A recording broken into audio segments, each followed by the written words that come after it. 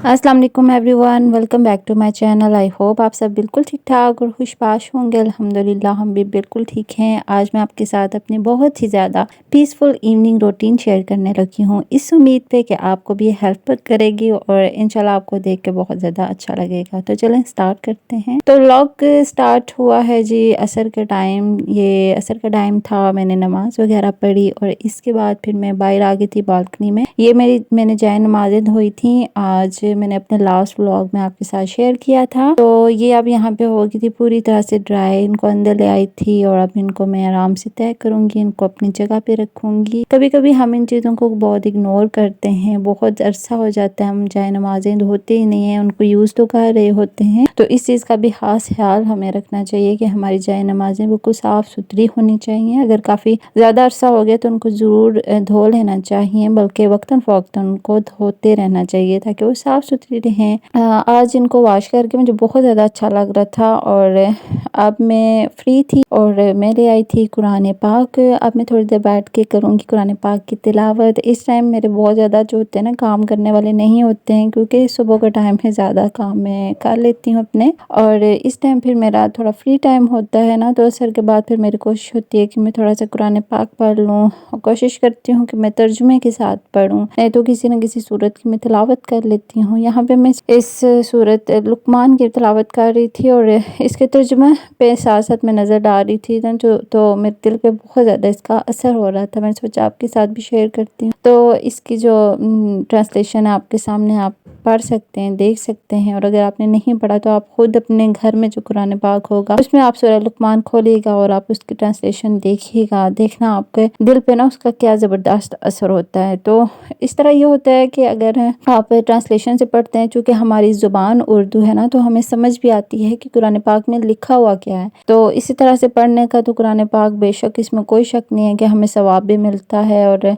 अजर भी मिलेगा। लेकिन यह है कि जब हम तर्जुमे से पढ़ते हैं तो तभी हमें समझ लगती है ना कि इसमें क्या लिखा हुआ है और हमारे लिए क्या है इसके अंदर। तो यकीन करें कि तर्जुमे से पढ़ने का कुछ अलग ही मज़ा है। तो इसलिए आप लोग अगर नहीं पढ़ते तो ज़रूर ये एक्सपीरियंस भी कीजिएगा, इंशाल्लाह बहुत अच्छा लगेगा, बहुत सुकून महसूस होगा। और लाइफ में हर कोई सुकून हासिल करना चाहता है, हर कोई पुरसुकून ज़िंदगी गुजारना चाहता है, पीसफुल रहना चाहता है। तो मेरी यही इस बारे में राय है कि अपनी ज़िंदगी में उन चीज़ों को शामिल करें जिनका अल्लाह ताला ने हुक्म दिया है, यानी कि नमाज की पाबंदी करें, कुरान पाक की तिलावत करें।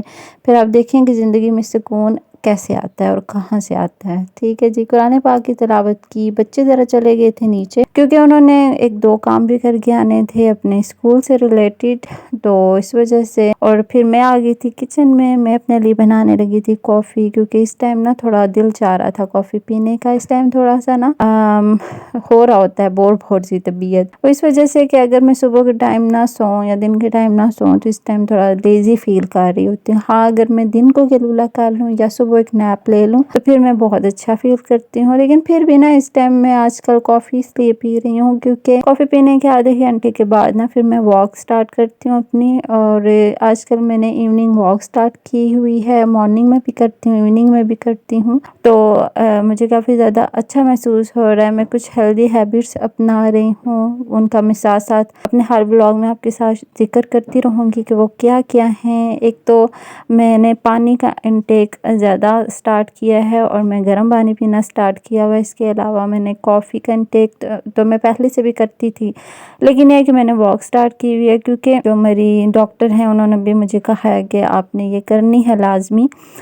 और इसके अलावा जो है ना, मैंने शुगर को बिल्कुल टोटली अवॉइड किया हुआ है। ये नहीं कि मैं मीठी चीज़ें खाती नहीं हूँ, खाती हूँ, लेकिन जो डेली बेसिस पे मैं ये है कि ये कुछ हैबिट्स मैं अपना रही हूँ। इसके अलावा और क्या क्या साथ साथ ना फिर मैं हर व्लॉग में आपके साथ शेयर करती रहूँगी। अभी देखिए यहाँ पे मगरिब का टाइम हो गया, सूरज गुरूब हो गया है और बस अब नमाज वगैरह पढ़ी थी फिर मैंने भी। और इसके बाद फिर मैं आ गई थी किचन में। मगरिब के फ़ौरन बाद ही मैं खाना वगैरह रेडी करके बच्चों को दे देती हूँ। खाना तो हर रेडी होता है, खाली रोटी पकानी होती है। लेकिन आज चूँकि दिन को दाल बनी थी, शाम को मैंने हलवा भी बनाया था, अपने लास्ट व्लॉग में आपके साथ शेयर किया था। लेकिन जब भी दाल वगैरह बनती है ना तो फिर थोड़ा सा आपको पता है कि बच्चे चूँ चूँ कर रहे होते हैं कि मतलब उनको ना खाने में इशू होते हैं।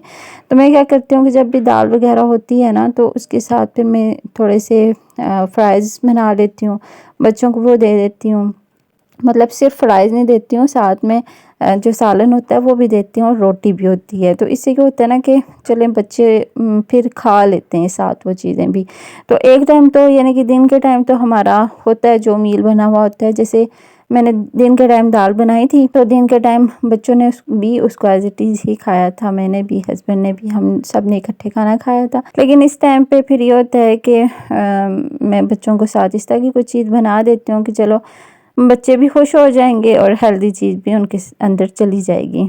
तो बस फिर मैं यहाँ पे आ गई थी और यही मैं इस टाइम फ्राई करूँगी। और आज मुझे भी दिल कर रहा था ये चिप्स खाने का, फ्राइज़ खाने का, पता नहीं क्यों।